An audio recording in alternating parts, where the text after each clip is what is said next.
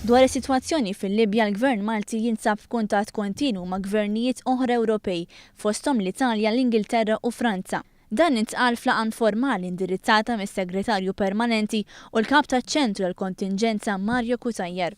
Dawn il-kuntatti qed isiru biex tingħata għajnuna lil Maltin biex jinħarġu mill-Libja, speċjalment dawk li jixtiequ jiġu lura lejn pajjiżhom. Cutajar żied jgħid li sallum il-ġurnata għad hemm madwar 100 Malti joqgħod il-Libja.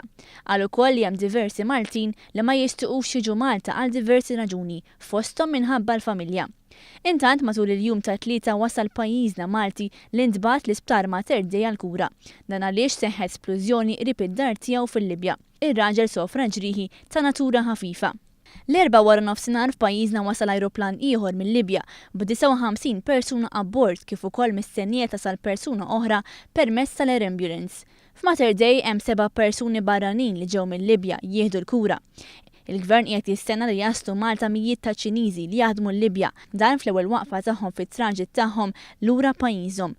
Cutajar żied jgħid li l-persuni li qed jiġu pajjiżna huma mitluba biex ikollhom rekord mediku magħhom biex ikun faċilizzat il-proċess.